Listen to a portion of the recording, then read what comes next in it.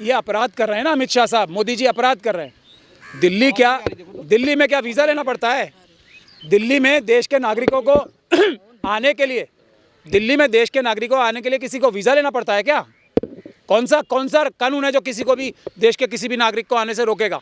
और किसानों को खास तौर पे बिल्कुल उनका हक है यहाँ पे आना, दिल्ली उनकी है, दिल्ली वासी उनका वेलकम कर रहे हैं। ये तो सरकार जो क्रिमिनल एक्टिविटीज़ कर रही है उनको रोकने के लिए, पूरे दिल्ली के लोग उनका वेलकम के लिए खड़े हैं, एकदम पलके बिछाए बैठे हैं पूरी दिल्ली के लोग। किसी को कोई परेशानी नहीं है, वो देश बचाने के लिए लड़ रहे हैं, किसी को कोई परेशानी नहीं है। ये ट्रैफिक जाम से परेशानी नहीं है, जो हमारा देश बेच दिया चाइना के हाथों, उससे परेशानी है हमें। मोदी जी ने हमारा देश, सुब्रमण्यम स्वामी जी उनके खुद के लीडर कह रहे हैं, पूरा देश बेच दिया उन्होंने चाइना के हाथों। वो चाइना से डरते हैं, ये सुब्रमण्यम स्वामी जी कह रहे हैं। किसी दिल्ली वासी को कोई परेशानी नहीं है किसानों के आने से, वेलकम है। हम उनको खाना भी खिलाएंगे, पानी भी पिलाएंगे, वो कहीं भी बैठे, दिल्ली पूरी उनकी है, आए दिल्ली में आए अंदर आराम से। किसानों की 1% भी गलती नहीं है ट्रैफिक जाम के लिए। ट्रैफिक जाम अमित शाह साहब करा रहे हैं ताकि ये लगे कि देश जो दिल्ली की जनता है वो परेशान है। ट्रैफिक जाम पुलिस के बैरिकेड से हो रहे हैं, कीलों से हो रहे हैं, ट्रैफिक जाम किसानों से हो ही नहीं रहे। वो तो चुपचाप आएंगे, 2 लाइनें बना के आ जाएंगे आराम से। यहाँ तो बोट क्लब पे कितनी जगह है, यहाँ तो लाखों लोग बैठ सकते हैं ना। बोट क्लब पे तो होते थे पहले प्रदर्शन। वो गुंडागर्दी अमित शाह जी करा रहे हैं, उनका काम ही यही है। जो ड्रोन से पहली बार देश में देखा गया, ड्रोन से जो आंसू गैस के गोले बरसाए जा रहे हैं उन पर, कौन है वो? किसान। और मोदी जी बड़े बड़े आंसू बहाते हैं किसानों के लिए। किसानों को मैं 6,000 रुपये महीना दे रहा हूँ, जिनका हक 6 लाख रुपए साल का है, उनको 6,000 रुपये दे रहे हो आप? शर्म नहीं आती आपको? किसानों का हक जो अडानी अंबानी को दे दिया ना आपने पैसा, 25 लाख करोड़, उनका हक तो 6 लाख साल का है किसानों का। कौन सा एहसान जता रहे अपनी जेब से? ला चाय बेच के क्या इतने पैसे आ सकते हैं? मोदी जी चाय बेच के तो नहीं लाए होंगे ना पैसे, देश की जनता के हैं, किसानों के ही पैसे हैं। किसानों को 6 लाख रुपए साल मिलना चाहिए। अभी तो उन्होंने अपनी ठीक से मांगी नहीं, शरीफ लोग हैं वो। 6 लाख रुपए साल मिलने चाहिए किसानों को। हम बजट में से हिस्सा निकाल के दिखाएंगे उनका। 6 लाख रुपए हर किसान को मिलने चाहिए। कि हमारे अध्यक्ष ने ऐसा काम किया है, ये हमसे सबसे गलती हो गई जो हमने वोट दिया था उन्हें। बिल्कुल गलत काम कर रहे हैं वो, और हम उनको अभी जाके बात भी करेंगे और और रुकेंगे ही ना, कैसे नहीं रोकेंगे। हम उनके खिलाफ इम्पीचमेंट लाएंगे, हम हटाने के लिए प्रस्ताव लाएंगे अगर वो किसानों के खिलाफ खड़े रहे तो। वो कोई काम नहीं कर चुका। ऐसे लेटर बहुत लिखे जाते हैं, जो अपनी कमेटी से पूछे बगैर चिट्ठी लिख दे तो उसकी कोई वैल्यू नहीं होती है।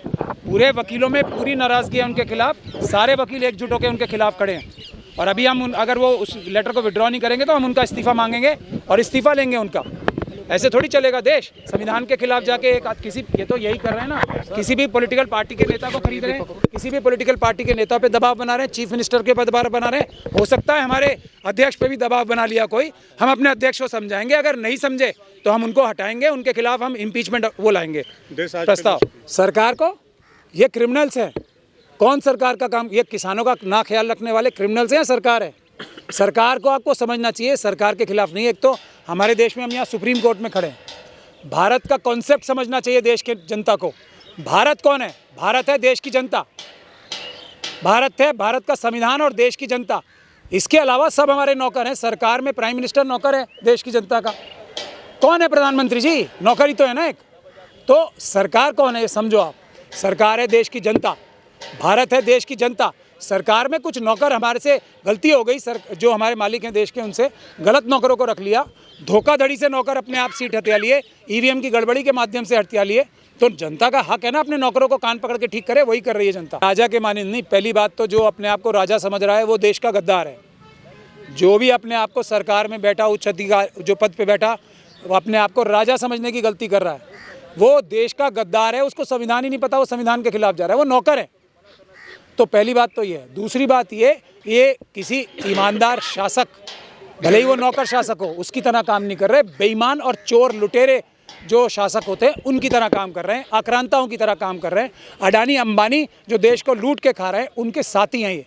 नौकर बातचीत नहीं करेगा मालिकों से। आप भी ऐसी बातें करते हो।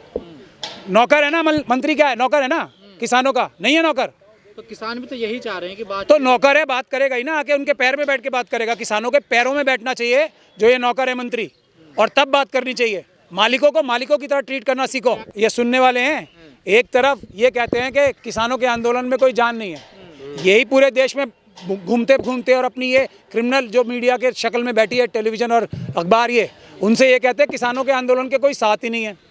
और अब जब आने नहीं दे रहे उन्हें, यहाँ तो करोड़ों लोग आएंगे। अगर किसानों को इतना मारपीट और ये गुंडागर्दी ना की जाए तो करोड़ों किसान आएंगे यहाँ पे दिल्ली में। और उसके बाद ये कहते हैं किसानों के आंदोलन में कोई समर्थन ही नहीं है, ये तो कुछ मुट्ठी भर लोग आ गए। छोड़ दो ना, बॉर्डर खाली कर दो, बॉर्डरों से हटा लो, फिर देखो करोड़ों किसान आएंगे। और तो या तो ये मानो कि पूरे देश का करोड़ों करोड़ों किसान हमारे खिलाफ है, हम गद्दारी कर रहे हैं, हम चोरी कर रहे हैं, किसान हमारे खिलाफ हैं। ये ना बोले ना कि किसान हमारे साथ में है। और अगर साथ में तो गेट खोलो ना, तुमसे ही तो मिलने आ रहे हैं नौकरों से, अपने दरवाजे खोलो, कीले हटाओ। ये कौन सा, ये बेवकूफ़ समझ रखा है सबको। आर्टिकल 19 का भी, और मतलब क्या, मैं यही हिसाब से पूछ रहा हूँ, वीज़ा चाहिए क्या दिल्ली में आने के लिए किसी को? भारत का संविधान को तोड़ना चाहती है ये जो हमारे नौकर जो गड़बड़ी से बन गए ना ईवीएम के माध्यम से। इसलिए ईवीएम सबसे बड़ा मुद्दा है। ईवीएम हट जाएगा तो कम से कम इनसे ज़्यादा अच्छे नौकर आएंगे, मतलब इतने बेईमान नौकर तो नहीं आएंगे फिर। तो पहली बात यह है कि पूरे देश में, ये भारत का संविधान में लिखा है, पूरे देश में कोई भी नागरिक कहीं भी जा सकता है, खुली छूट है उसे। कोई ये विदेश थोड़ी जा रहा है जो वीज़ा लेना है। लेकिन सर जो वकीलों के जो बड़े नेता हैं सुप्रीम कोर्ट के, वो तो किसानों के खिलाफ जो है दरखास्त दे दी है। अरे तो हम लोगों से गलती नहीं होती क्या वकीलों से? हमसे भी हो गई, माफ़ कर दो। किसानों से हम हाथ जोड़ के माफ़ी मांग रहे हैं, हमसे गलती हो गई कि हमने ऐसा एक अध्यक्ष चुन लिया, हाथ जोड़ के माफ़ी मांग रहे हैं। हमें नहीं पता था ऐसी गद्दारी करेंगे ये हमारे अध्यक्ष। सरकारी निकला बिल्कुल, जैसे आप देख रहे हो ना, अलग अलग पॉलिटिकल पार्टीज़ के लोगों को पैसे दे के, डरा के, ईडी सीबीआई, अब पता नहीं क्या, अभी तो जाके बात करेंगे अध्यक्ष जी से। ट्रैफिक जाम, मैं कह रहा हूँ कि हम किसानों को वेलकम कर रहे हैं। देश की जो दिल्ली की जनता है वो करे, आओ, कौन सा ट्रैफिक जाम, देश बचाने के लिए क्या हम थोड़ी देर की असुविधा? जनता सुबह से परेशान है, उसका भी तो ख्याल वो किसान जनता नहीं है, मैं उसी जनता की बात बता रहा हूँ।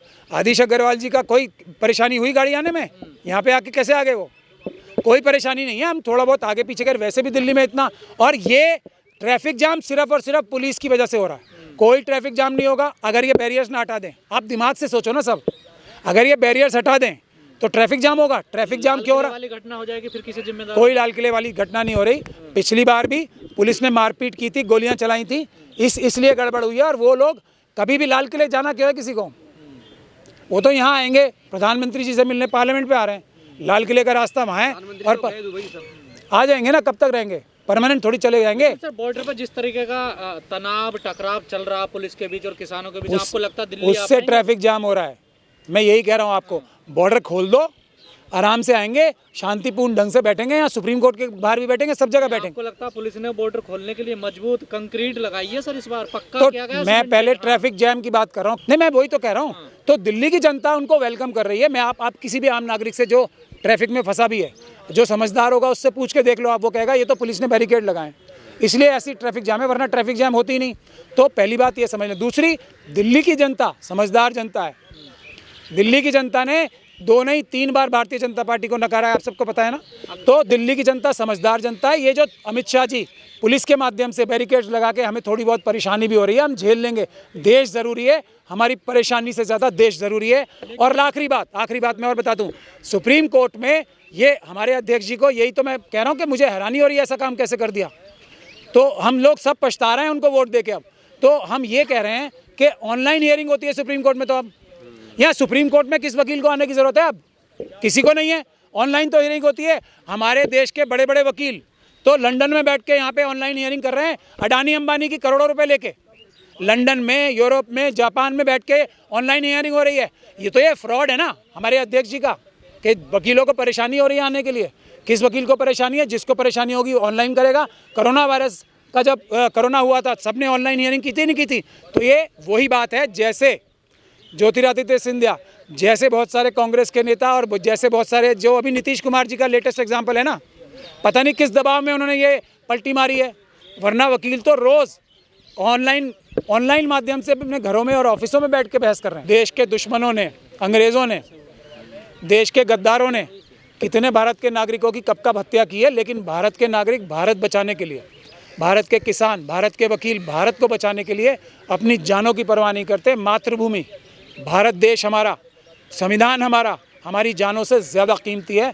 700 नहीं 7 लाख भी लोग मरकर अपनी हत्याएं करवा कर भी देश बचाएंगे, संविधान बचाएंगे और जो डेमोक्रेसी बचाएंगे। हम तो कह रहे हैं ना, जैसे किसान हैं वैसे हम हैं, हम उनके साथ हैं, कंधे से कंधा मिला के साथ हैं।